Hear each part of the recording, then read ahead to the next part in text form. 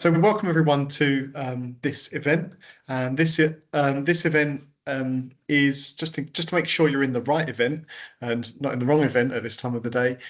This event is an event for international disaster management at postgraduate level at the University of Manchester. So my name is Dr. Martin Parham. I'm going to be your guide through this event. I'm joined by a couple of other people. So I'm joined by my colleague, Dr. Stephanie Sodero, who's waving. And Stephanie is I want to say the head of postgraduate study. That's basically how I see her. She basically oversees all of the courses at postgraduate level that are taught. So she's going to be here to help me in case I make a mistake. And I've got my colleague Andrew Gibson here as well in the background. He's going to just help in case anything technically goes wrong. Okay, so while people are still joining, if you've got any questions, Stephanie will respond to them in the chat for you. Okay, so you're very welcome to ask questions as we go along. Now, I want to introduce three other people as well.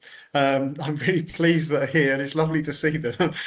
So in the order that they're on my screen, I've got Molly Pheasey, who was a student here last year, and I'll get them to introduce themselves soon. I've got Pippa Henderson Slater, who's here in my first year. It's again lovely to see you, Pippa. And I've got Sophie as well, Sophie Dearden, who's also here last year as well. And all of these students have studied international disaster management. So let me share my slides with you first, and then we'll get going. So bear with me. Apologies. I know it's the end of the day, and you're probably thinking, why are we doing a thing at the end of the day? It's just that I guess you don't want to see that. You want to see this. Okay. So what we're going to talk about today really is, it's not a hard sell of studying international disaster management at Manchester per se, but it's more about listening to the experience of some of our alumni and kind of getting them to explain to you how studying a course like international disaster management here at Manchester can help you build a career potentially in risk management or in resilience building or potentially in humanitarian work. And so we're very lucky today. I'm very lucky that the alumni, the three people are here to join me. But before I actually go through that, what I'd like to do is just talk briefly about the course. And just in case you don't know about the course and you're joining because you're just interested or it's something that has been recommended to you. So what we're going to look at, firstly, I'm just going to give a 10-minute overview. And as I say, really the key focus is to listen to Sophie, Pippa and Molly, to listen to what they think and why they chose to come to this degree, why they chose Manchester. And not only that, what they enjoyed about the course, but then potentially how that has led from them doing the course to where they are currently at. And I think for me, that's the most important element. So just before we start, there are three email addresses that I think are important for you to understand. You've virtually met my colleague Stephanie. As I say, she's the postgraduate director. Another colleague of mine who's not here today is IAM, and IAM is we call the IDM pathway lead. And what that means is that IAM is in charge of this particular degree. Okay, so we have a couple of taught degrees at Manchester postgraduate level, and different staff are in charge of each of those. So I am in charge of this particular one, and I'm giving my email as well because I'm very happy for people to contact me. I'm an admissions tutor as well. I'm also one of the lecturers on this particular course. So one of the great things about contacting us at Manchester, rather than just contacting a general helpline, you're very welcome to address us personally. It's literally our names at manchester.ac.uk. Okay, and we'll get back to you hopefully as quickly as. So I think really, I mean, if you don't know about HCRI as an institute and what it is, I think it's probably worth me just really giving you a brief overview of HCRI. And you'll see that plastered on all of the slides in Manchester. So HCRI isn't a department like you would get, say, for example, geography. Okay, HCRI is a research institute. And the HCR stands for Humanitarian and Conflict Response. So you might be thinking, right, well, where does the disaster management bit come into that then? Okay, and the course is called Disaster Management or International Disaster Management at master's level.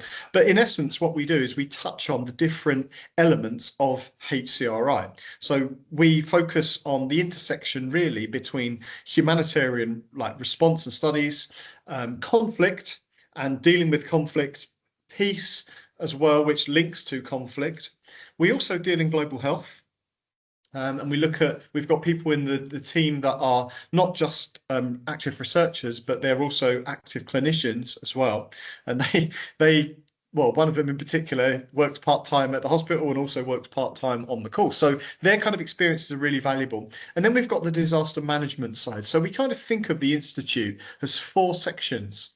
And within those 4 sections, what we're really looking at, we look at disaster events, we look at conflict events, I guess we could look at humanitarian events, but there's elements of those that very much intersect and go together.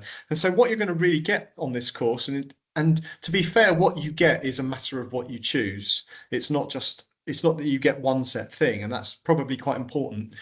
You can choose to specialize in particular areas of either disaster management or humanitarian studies or global health or even peace and conflict. So that's the kind of wonderful thing about this course, is that while it is called International Disaster Management, there's the flexibility to give you the broad kind of understanding that cuts across all of the elements of what is our institute. So what do you do when you come to us? Well, there are certain things that you have to do on the course, the core modules, and the core modules, I guess the course is broken down into 180 credits, and the numbers in brackets here are the numbered credits.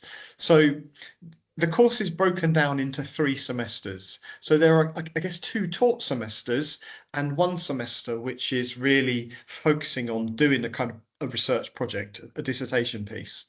So what we give you when you come to the course that you have to do, because it's a disaster management course, we kind of insist that you do a module called Introduction to Disaster Management. And we appreciate that people come from a wide range of different backgrounds. And I don't want people to think that we only get people applying for the course that have studied geography or that have studied history or that have worked in, I don't know, resilience forums or for local council. So we're not just targeting a particular group. We target a broad, like, range of people with the idea that ultimately we want them to specialize and find the things that they find valuable. So Introduction to Disaster Management, what it does is it introduces the core aspects of disaster management as a kind of academic area. And it's really the foundation for the rest of the course. It's really it kind of looks at that and you kind of think to yourself, well, I like that part, I'm going to follow that part. So you can pick and choose. The second thing that's important is the research and evaluation methods. And it's an unusual course in that it doesn't fit into either semester. It cross-cuts 2 semesters. And it's really a prelude to the dissertation. And so here what you've got access to the staff in the team, and they come in and they will talk about their research and they will talk about the methods that they use and how they apply those methods. And the idea is that gives the students who are preparing for their dissertation a kind of insight into, right, well, I could apply that method and I could use that and I could put that towards this particular subject area that I'm interested in. And obviously, the other aspect of that is the dissertation. So we're trying to prepare you on that course for you ultimately writing your own research piece. And then lastly, the other core module is disaster politics. And the disaster politics side really, you might kind of look at it and think, well, why is that the case? Well, the concept of disaster reduction or disaster management, disaster reduction is the idea of kind of reducing risk. Disaster management is the way in which you do that in many respects. So the underpinning nature of that is governance. Okay, and governance sits at the very core of that. So that's why we feel that disaster politics is such an important module, because it underpins the key themes that perhaps exist in other parts of the subject. Now, it doesn't mean to say that you have to have studied politics, and like I say, it doesn't mean to say that you have to study disaster management. The idea is you can come on the course and you can do these elements. In addition to that, we've got these optional modules, and the optional modules make up what is the rest of the course. And this is the point at which you can really pick and choose, and you can really specialize in a range of different things. And one of the things that you'll notice is that they broadly cross-cut different elements of HCRI. So if you're interested in things that are more risk or disaster orientated, then you might choose like citizen participation in disaster management. You might choose one of my modules, which are GIS and disasters, where we kind of teach you GIS techniques if you've never come across them before, or the application of environmental hazards as well, which is a course that links into like the application of it in the field and trying to assess risk in the field, or looking at more kind of logistically and systematically as a kind of process. And that's the idea behind systematic approach. And then we've got other modules that you'll see that cross-cut into other areas. So one of Stephanie's modules, Vital Mobilities in Climate Change. Stephanie's interested in like the kind of logistics behind medicine and how that kind of fits in and around climatic risk. And so she takes students through that concept. You'll see you've got stuff on conflict, stuff on gender, stuff on interesting one on conceptualizing the camp, because that's around like the kind of work that would be applied in the real world in terms of a refugee camp. In addition to that, we've got modules that are outside of HCRI. So you don't have to just study in HCRI. Okay, and I've given an example of some of those here that are the kind of things that our students choose or do. So climate change and development, which is done by GDI, which is our sister institute.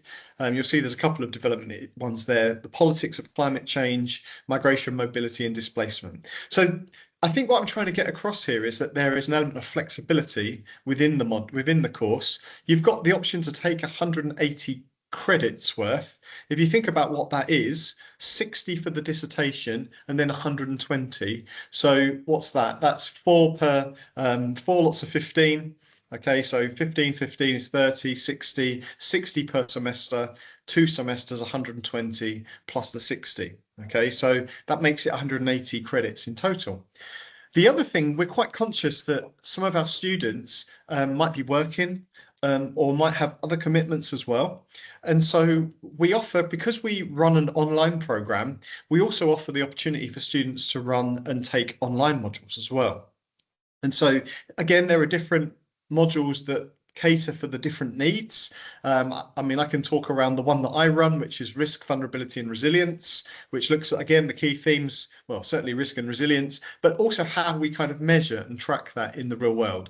So that's an interesting one. I can't speak for the others, but I know that, for example, which is the one that I was thinking, management in leadership and humanitarian practice, for the colleagues that have come to us that have experience with NGOs, they're able to take a module that actually looks at how you kind of manage and deal in humanitarian practice situations. So they're the different options that we offer, and you can, in essence, construct the course however you wish. In addition to the taught element of the course, there are other things that you can also do as being part of HCRI within the year. So one of the things that you can do is attend fieldwork. So, for example, my understanding hazards or environmental hazards module, the assessment is based in fieldwork. So this year we're going to Sicily, and the assessment is based on volcanic risk in Sicily. I don't want to upset Molly, who did the course last year and it wasn't in Sicily. So, but we've also got the opportunity for students to kind of interact with our partner organisations. We've got a relationship, or we've got a kind of partnership with UK Med. We've got a partnership with Médecins Sans Frontières. We also have links to organisations like REACT, where past students have gone and volunteered for these types of organisations and potentially done some kind of work on the side as well. In addition to that, we offer opportunities for students to attend conferences at the university. So a couple of weeks ago, we had the National Resilience Conference. In fact, I was involved in that, and some of the staff and a couple of the students decided they would come along to some of the sessions. We also run simulations within the department. So if you're interested in how You can apply it to different audiences. I mean, that's one of the things that I create is simulations for young people and deliver them to local schools. And now we have local schools coming to the university, and that event, that particular day and event is run almost entirely by students that are on the postgrad and the undergrad program. In fact, Molly and Sophie, who are here today, were both part of that last year. So there's a whole range of things that you can do in addition to studying the course, with the idea that we want to give you a few extra experiences simply beyond just coming to do the degree at Manchester. Obviously, there's being in Manchester as well, which is a wonderful place, and we're right in that. If you don't know the campus, we're almost in the heart of the city centre itself, with pretty easy access to the main railway station, which links both to the north and down to London as well, and down to the southwest. So you've got access there, and you've got access to the international airport as well, that also gains easy access for international students. I'm going to say a little bit about funding as well, and I'm going to talk about specifically people ask the questions about how we can access funding for the course. And one of the things that I would say is that there are two funding pots in essence available to the students who can apply to us. And on the link here, and perhaps I should get that posted into the chat at the end, or in fact I will, while some of the alumni are talking, is I'll put a link into the funding page for the School of Languages, Arts and Culture, which is the school in which we are part of. Now, there is one particular funding opportunity that is important here, because the deadline for it is on the 30th of March.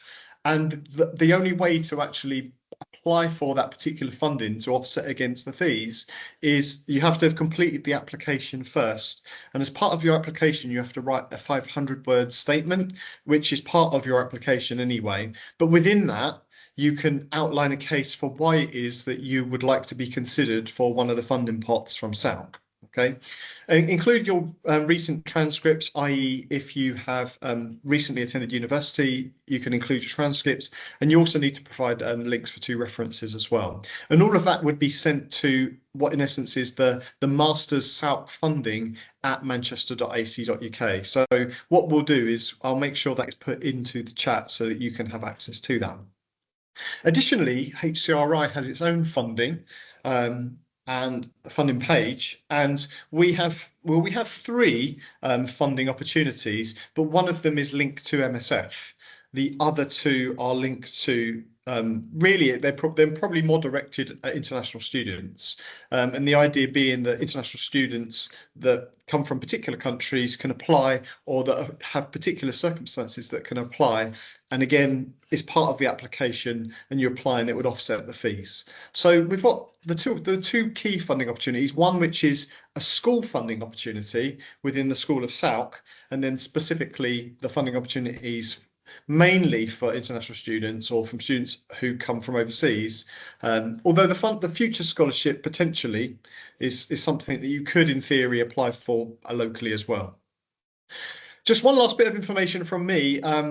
So just the information about entry to the course, I think it's quite important. So the key requirement online says a 2nd class degree or an upper 2nd class degree, and I've put in brackets preferred. And the reason I say that is because if you've got a passionate need to want to do the course and you didn't quite get that level, then there is an element that the university will have a discussion with you and potentially consider anyone with a 2nd class degree. Okay, so that's probably worth saying. If you haven't been to university recently, or you've had a gap but you've got experience, then also you can talk about the experience that you've got. Stephanie, I can see you've got your hand up. Come in. Hello. Thanks, Martin. Thanks for that. I just wanted to check in with the participants. We've been adding to the chat, but can people actually see the chat? There's a question mark around that. You can see the chat. Okay, excellent. Thank you. Go ahead, Martin. All Thank you. yours. I'm nearly done. I'm nearly done. I could. The problem is I can talk all day, as some of you will know. Okay. The other key information is the fees are set out as they are there at the moment. There is a however to that, and the however to that is if you attended undergrad at Manchester, then those fees are reduced. There's a reduction in those fees if you were a previous Manchester student. So some of the information about the costing for the course, and again, some other information about funding is given in some of those links there, and we'll get those posted in. Right, so enough from me because you didn't necessarily come to listen to me. That's just a basic outline of the course. What I really wanted, the reason I really wanted this opportunity today was to give some of our students the opportunity to talk about their experiences. So what I'm going to ask, Sophie, are you there?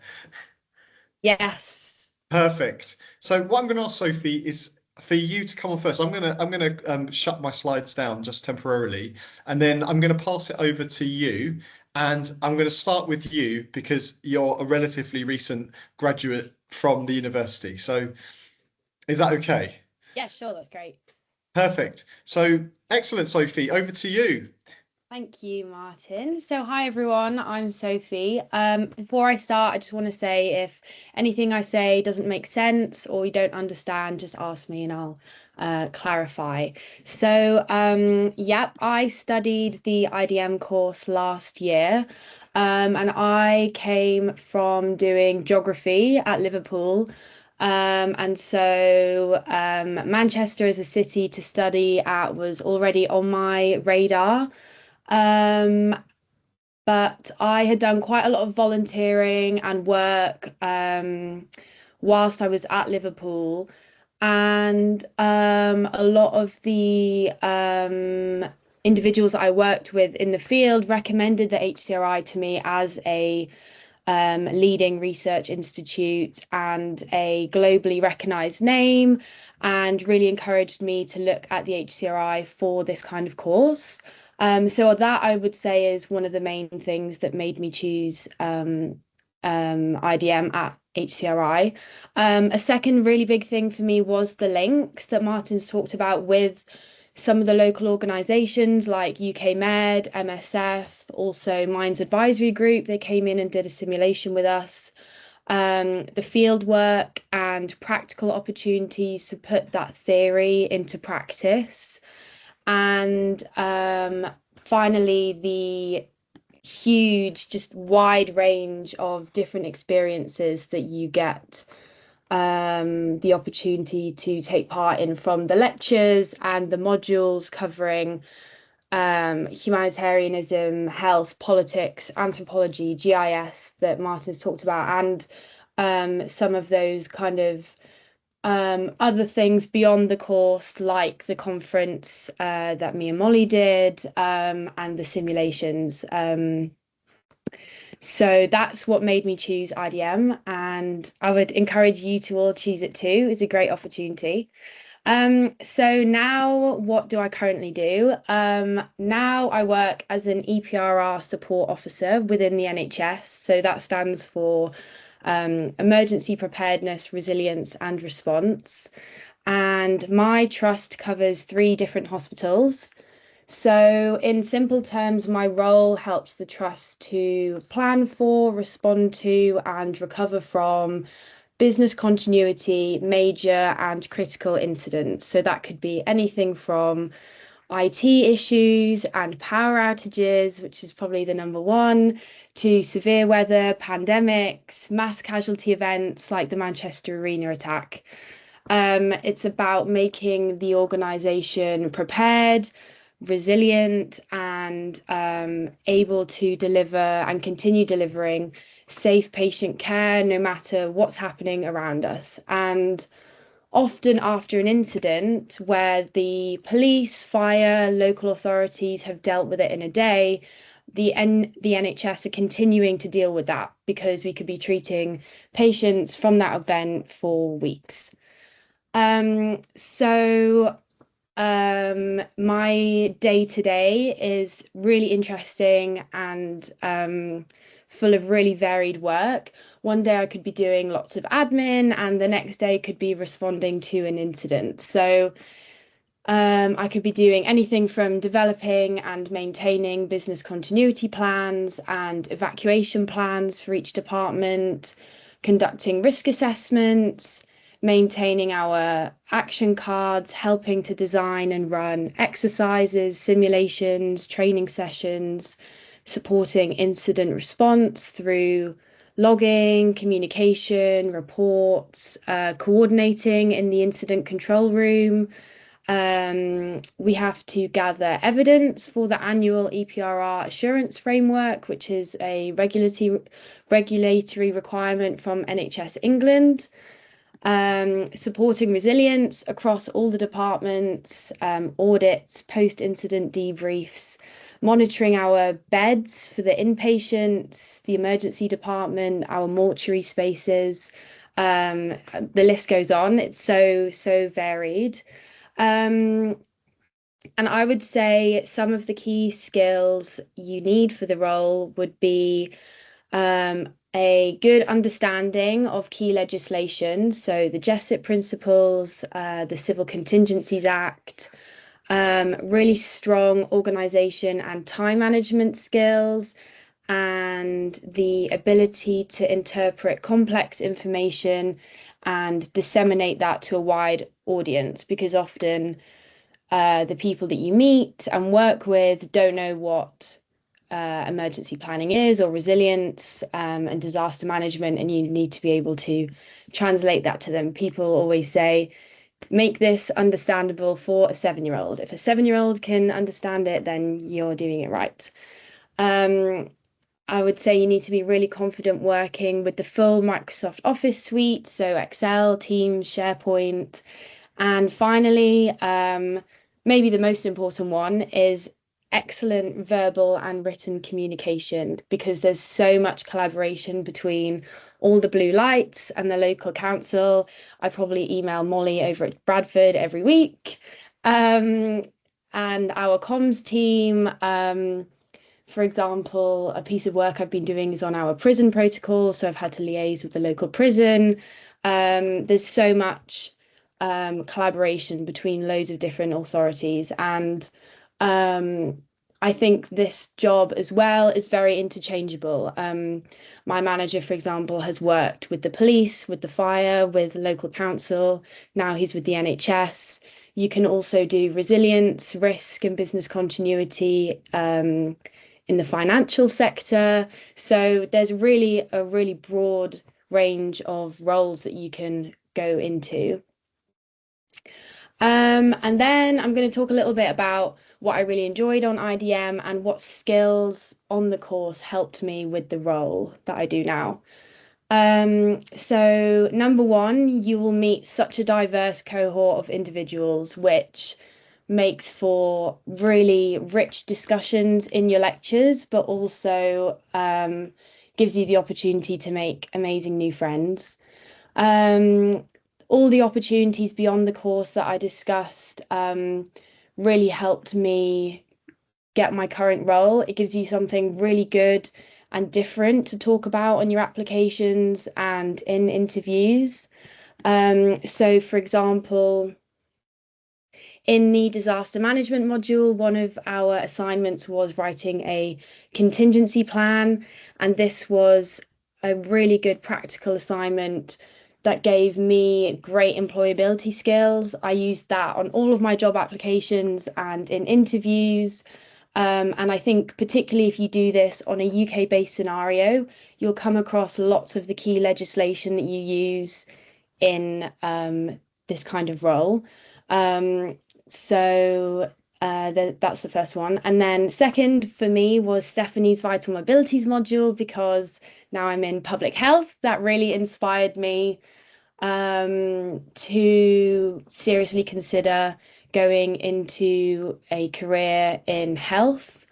The simulations, so Martin's disaster management simulation was the first one that I did, but then also one with the Mines Advisory Group. Again, like I said, simulations are such an important part of putting theory into practice, and we still do that at work. It's a really important part of being able to measure how resilient and prepared the organization is. So that's really important. All of our departments do different simulations and training exercises to test out their business continuity plans. We actually have something coming up soon, which is called the annual dark start test, where we have to turn off the power in the hospital to check if our backup generators all work and will come on. And that's quite a scary prospect if you think about all of the people relying on life-saving machinery and people in X-ray scanners, and so that's quite a major piece of work. So things like those simulations and training exercises are really important, and being able to demonstrate that you've taken part in those or led those is a really good experience. So that leads me quite nicely onto the Young People in Disasters conference. Was again a great opportunity to meet new people, and also develop and lead those training events. And again, I spoke about that in interviews all the time, and it's something that employers were really interested about because it demonstrates those leadership skills, great initiative skills, and that you can independently lead those training exercises that again are a huge part of my job.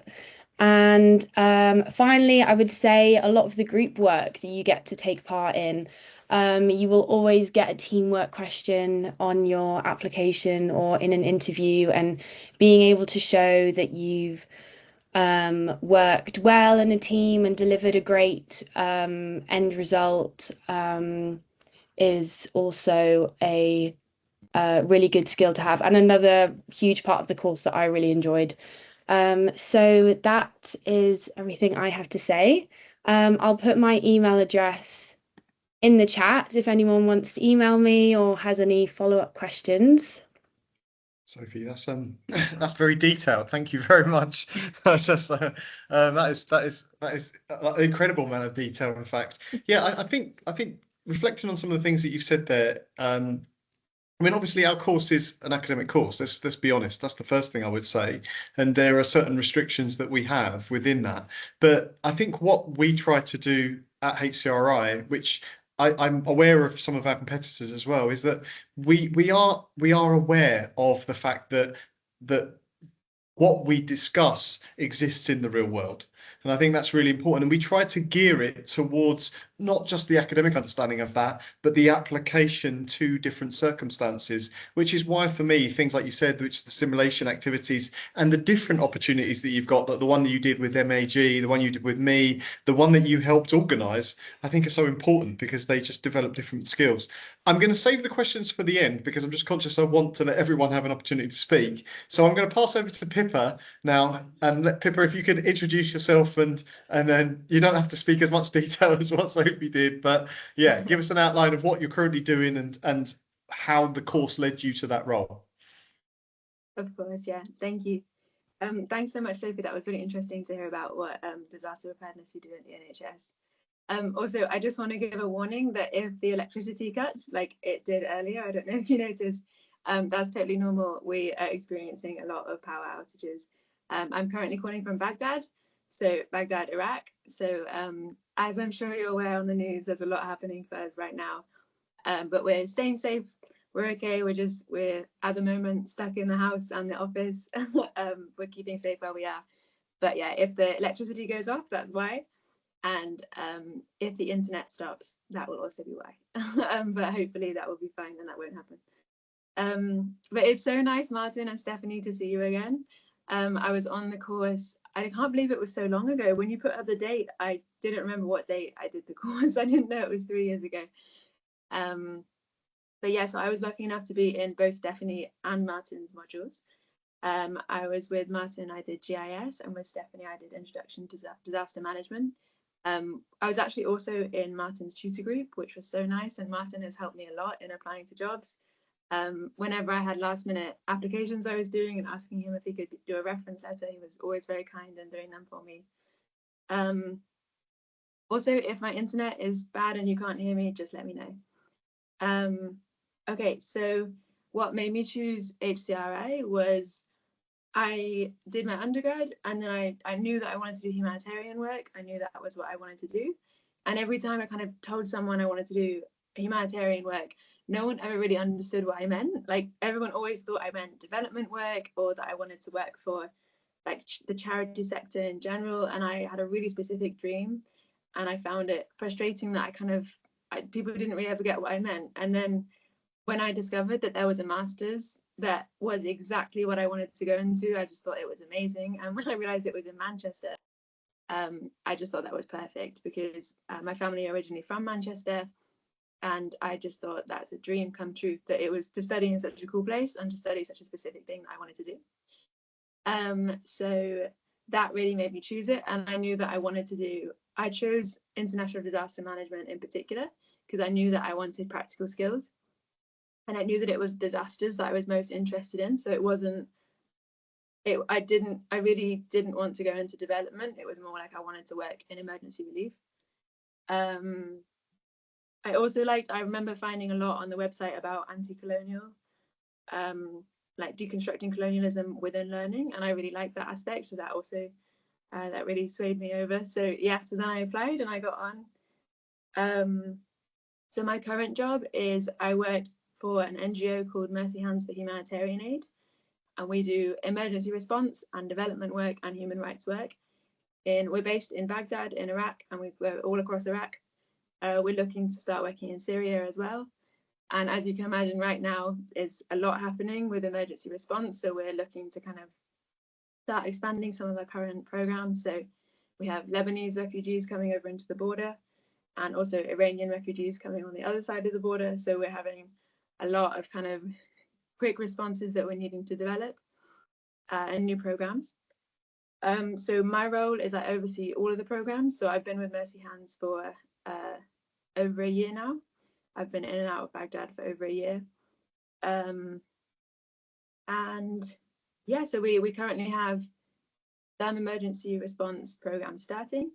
And we work in education, and we work in women's rights, and we also work in livelihoods. So we have livelihood development of women-led households that we're doing in Western Iraq, and then in Northern Iraq, we're getting children back into school, and we're looking to we're remaining ready for when the emergencies come. We also have disaster response kind of ready, but that is kind of a dynamic NGO, so we sort of just roll with where the funding is and where the needs are.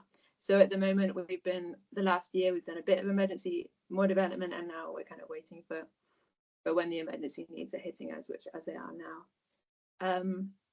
But what I enjoyed about the course is I loved everything, really. I loved so much. I honestly loved doing this course. It was such a highlight. I think about it a lot. I loved so much of what I learned. I remember Stephanie telling me on like my first day, there's no such thing as a natural disaster. And I was like, that's not true. And now obviously, of course, there's no such thing as a natural disaster, which I'm sure she'll explain. If you choose to join the course. And I loved having Martin teaching me GIS, because it was something I specifically chose because I knew I was more interested in theory and I was more confident on it. So I thought I'd challenge myself and try and go into GIS, which was something that I had no experience with. And halfway through the course, I remember thinking, oh my gosh, why did I pick this? I'm out of my depth. GIS is so hard. And Martin was very kind and let me come into his office and explained everything to me. And I was so glad I picked GIS in the end, because it was a really great skill that I learned a lot from. So yeah, I really enjoyed that. And I loved the disaster simulations. I think they were a bit different to how you're now describing them a few years ago when I was on the course. But we did, I think it was 2 or 3 of them we did, and I really enjoyed those. I also, like Sophie was saying, I made so many amazing friends on the course because it was so nice to be around people who felt the exact same way as you about different things, and people who were really passionate about the same things you were. So it was just really nice to talk to them. And those are still some of my really good friends. And I even met my partner on the course, so that was amazing. So yeah, so lots of really amazing things. Yeah, and also the course definitely helped me into getting the job that I'm at now. It was still challenging to end up in this job. I definitely had to wait for a while, and I was still kind of applying to lots of different things. But like I said, Martin was very helpful during my applications. But yeah, I know it helped me. A lot of the practical skills did help me, and also a lot of the theory. So I did conceptualizing the camp, which I still think about a lot because we work in refugee camps as well. And it kind of is still something that I think about. I think a lot back on those theories and things that we learned. Yeah, so I think that's everything that I have to say. But thank you so much for the opportunity to talk. Pippa, thank you so much. It's lovely to see you. And you're right, the course has changed. The course, I think this is the important thing about the course. The course isn't the same course, and we don't roll out the same stuff every year. We evolve the course every year. So the course builds on our experiences, it changes with what's happening in the global climate. And obviously the modules are kind of linked to the availability of staff as well, because staff are not always available in every term. But yeah, absolutely. There are certain core principles that you've talked about there that I'm glad that even in the role that you've currently got, it's nice to hear that you've got the role that you've currently got, because I know you worked really hard to put in the effort to get to where you have. So it's good to hear that it was valuable.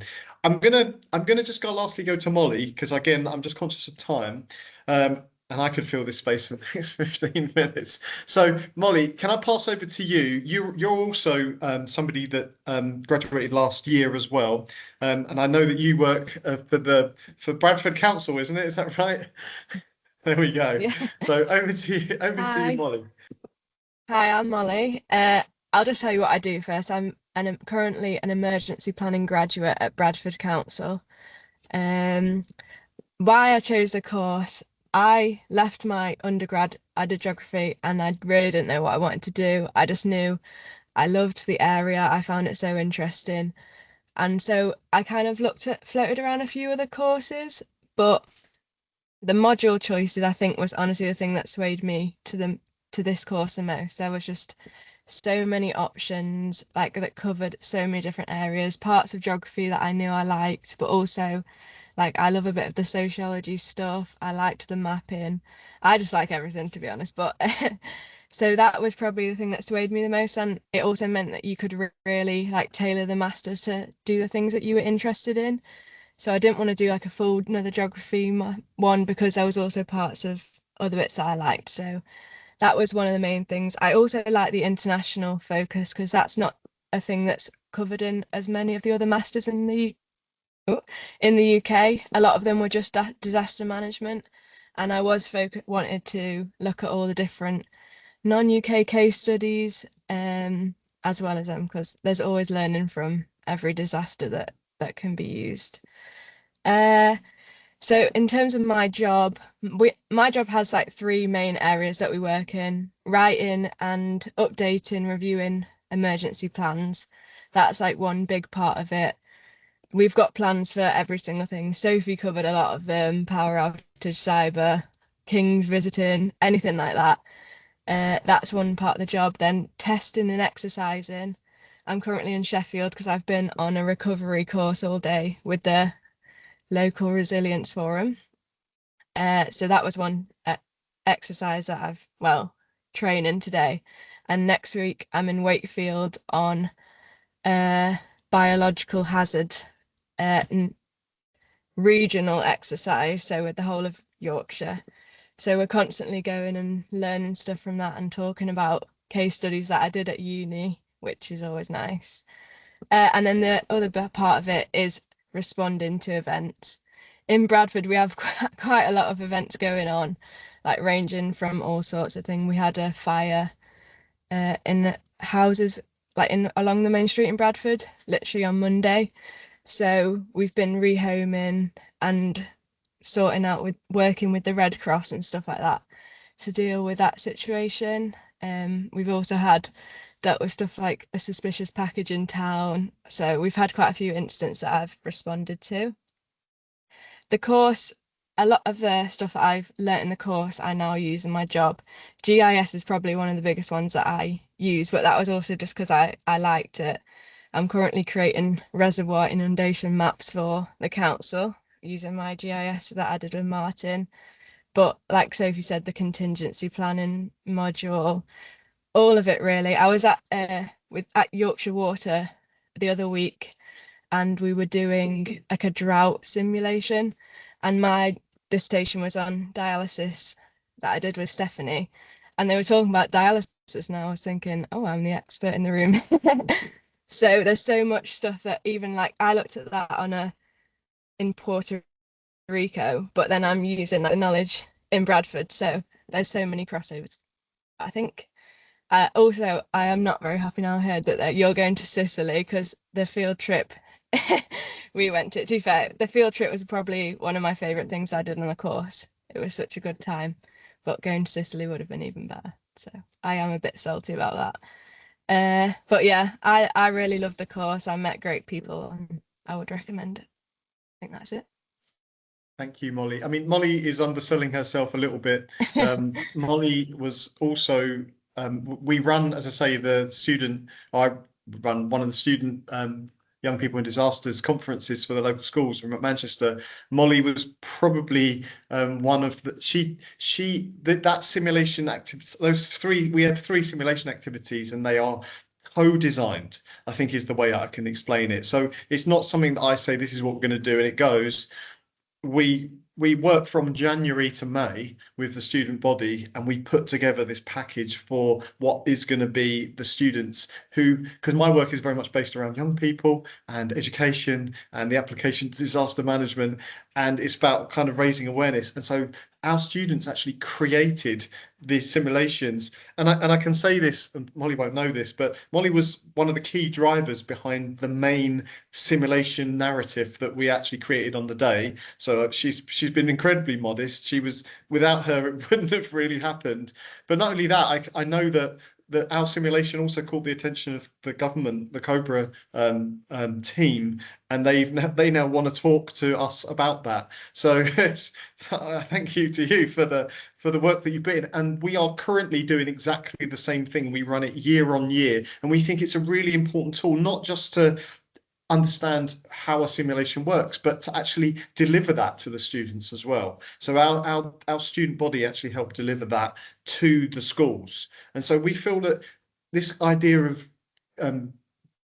giving information to audiences, particular audiences, it's all well and good talking to technical experts, because or other academics, academics can talk to other academics, but that's not really what we're trying to do. We're really trying to kind of develop the understanding and get that understanding in such a way that it can be delivered to certain people. So thank you for your work on that. And Molly's also on the lowdown, helping me with a piece of work, a piece of written work about the simulation activity. So I do thank her about that as well. So you've had a flavour from our 3 of our past students, and I really thank you for giving your time and talking today. I think what I would like to say at the moment is, if anyone's got any questions, specific questions, now is a good opportunity, and particularly if you've got questions that are directed towards the students as well. I can see that Stephanie's been answering some questions in the chat, but I haven't been keeping a track of the chat. So if you've got any questions and you would like to come on, or you'd like to put them in the chat directed towards the students now, you're very welcome to. Or to us, you're very welcome to as well. And in the meantime, while you do that, Stephanie, is there anything that you think as kind of program director that you would like to add on top of what our students have already mentioned, or on top of what I've already mentioned? It was just fascinating to hear from our wonderful students. It's so exciting to hear it translating into the real world. Martin, we have a question here about the balance between mature students and recent undergrads. Off the top of my head, maybe like for every 3 undergrads, there'd be 1 more mature student. It varies. Yeah, I don't know. very much varies year to year. So if I look at last year, for example, I think there were more mature students last year across the board. I mean, certainly I go away with the students on the environmental hazards course, and I think nearly half the students on that module were mature students. But again, I guess it depends on what the students elect to do, and it can be that you could be a mature student in with a whole range of. But I would say probably anything from like 30%. There's like you say, 1 to 3, up to 50-50, depending on your modules that you choose. It also depends on how you define mature. Yeah, I know, and I think that's a really important point, because there are some students that come to us directly from undergrad. There are some students that have a couple of years break, or that do a couple of years of actual work and decide that's not for them and then come to us. There are some students that haven't studied for 10, 15 years or more and then come to us. And in all fairness, we accommodate, or try to accommodate, all of those. Okay. And one of the things that I think I will kind of pick up on as well, that I personally feel, having worked in two or three, three universities now, is that as HCRI as an institution isn't designed to be like a huge department. It's not designed to take on hundreds of students at a time. So we have a relatively confined like cohort. You have an academic advisor that you work closely with, and Pippa talked about her being with me as an academic because she's still smiling about it. I know that Molly, were you with me as well? It's just No, I was with Stephanie. I was going to say I thought you were Stephanie, and then Sophie, who were you with? For my dis, I was No, with my sorry. tutor. Yes, With Pedro, who he's you were left now Pedro. though. Pedro's Yeah. gone. Yeah, he's gone to Yeah. another university. So you have an opportunity to have a relationship with a member of staff that you may or may not be taught by, that actually acts as a guide to you, and they can actually help you with like career orientated applications like Pippa mentioned, or they can help you with just day-to-day kind of life, really. I mean, I've dealt with situations with some of my students that have had problems in their rental accommodation, like as recently as within the last couple of weeks. So it's really kind of personalised in that respect. It's not just about the academic study, although the academic study is part of what we do. So yeah, sorry. Are there any more questions, Stephanie? I'm not keeping track of the chat. So Pam is asking about part-time study. part-time study. So we do have part-time offer, and the part-time offer is, I believe, it works at, I think, at a 50% rate. So I think you do, rather than the 180 units in a particular year, you actually probably do 2 modules per semester and 2 in the next semester, and then rather than doing 4. Okay, that's the way it works. And then you do the dissertation in the second year of your study. So it gives you, in essence, 2 years to get to the same place. In fact, 2 of our part-time students this year will be coming. One of the things that I've offered is students to come with me for my own research, and they come with me I go to the Caribbean and work in Dominica. And last year I had a couple of students come out to Dominica, and this year, just coincidentally, the 2 part-time students who are in my dissertation team are coming to Dominica and doing their dissertation project out there as well. So there is opportunity for you to actually develop your own ideas, or potentially latch onto the ideas of some of the staff that you've got. So yeah, cool. Any other questions? I can see they're all flying through. So what have I missed, Stephanie? Think we're good. Alfred Well, has a comment. I was just going to say, can I just, before I come to that, I noticed Georgia asked a question about how many person teaching hours would there be in a week? And I think that's a really important question to ask. So if your let's answer assume aligns that you with do. what I put down. Yeah. Oh, okay. I don't want to contradict what Stephanie said. So it really depends on what you choose. But on average, each module has 2 face-to-face hours. Okay. And obviously, in addition to that, there are added tasks and extra reading. Okay. But if you assume that you do 4 modules per semester, which is, you can choose to do more or less, it just works like that, then I guess in theory, you have at least 8 face-to-face hours. They may or may not be in the same day. Okay, so I've got one of my students today who, like me, does 4 hours in a row, and then does an extra 2 hours of languages in the afternoon. I've got other students who've got it spaced over the 4 days, and I think the point of that is that you can manage work. Can I just ask, of the 3 of you, did you work alongside? Did any of you do part-time work while you were here as well?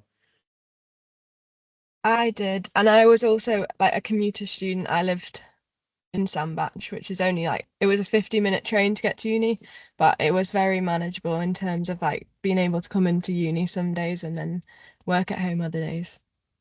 Yeah, brilliant. And Pippa, what about you? Were you working or were you? Yeah, I did the course full time and I did part-time work as a nursery nurse. So, and I really recommend that if anyone's looking for a flexible job to do alongside studies, that was a great choice because I could choose my hours. Sure. And Sophie, what about yourself? Were you full-time student or part-time student, part-time working? Yeah, I was full-time student, part-time working. Full-time student, Oh my part-time working. God. That's dedication right there. I think it's quite common. I think if I was looking at, for example, my academic advisory team or tutor team, the majority of them in some form probably do something outside. Okay, not all of them, but the vast majority of them. And it's just a way of balancing. And the course can be quite flexible because lectures can be recorded. Obviously, we want you to be there face to face, but you've got the opportunity to record lectures and watch back those lectures in your own time. And because, sorry, the other thing is because we've got the online offer as well, because you can take a certain proportion of your modules as online, you can actually fashion it in such a way that the online one is done remotely. Not everyone wants to do remote learning after the period of COVID, but there is that facility there to have an added element of flexibility. Sorry, Stephanie, what were some of the other comments or questions? I was just posting upcoming events, which is tantalizing for me to learn about. This is a lot of these will have an online component, so it's a great way for you to get exposure to some of the thinking and work that we're doing around the Institute, and get a flavor for some of the discussion that might happen. And these are often recorded as well, by Andrew. And I think, Jeremy, yeah, that's 2 years in length for the part-time. Yeah. And yeah, there are online degrees as well. So ours is an in-person taught course, but there is another realm of online studies, which I'm less familiar with, but that is an option too as well, Jeremy. Yep. If you want to reach out to me, Jeremy, I can put you in touch with the people who can tell you more about that. Yeah, I think that is pretty much it.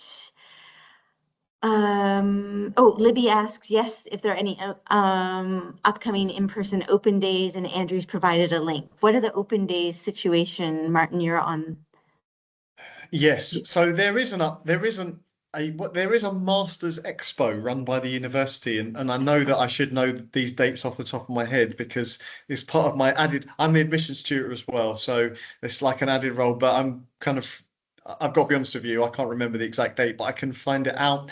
If you email me personally, and I can put my email in there as well, which is martin.parham@manchester .ac.uk, I can find out and like share that with you if you're interested in coming along. I would also say as well, 25th of March is the expo. I've just been told by one of my colleagues. There you go. But I would also thank you, Antoine.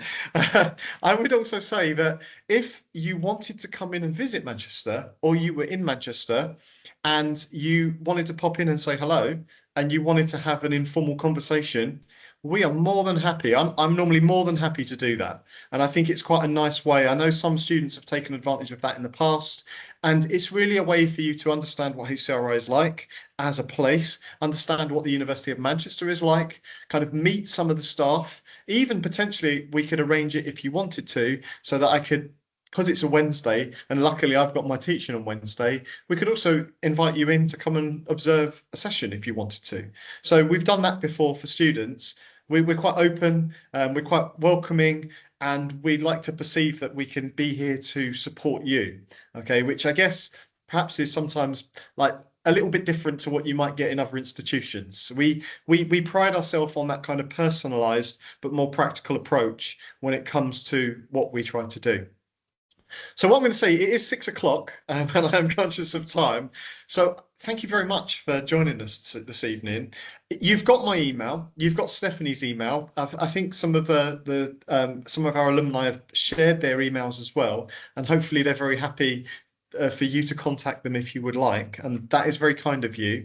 So I would like to say thank you on behalf of you all for attending this evening. If there's anything else that you want, you can hang around afterwards and ask us personally, speak to the students. or you can contact me or contact Stephanie. But like I say, thank you very much for showing interest in our course. I appreciate there's plenty of choice out there in the market. And so hopefully, if you're interested and you would like to make an application, well, we would like to see you next year. That would be a wonderful opportunity for you and for us. So thank you for coming. And I'm going to stop the recording.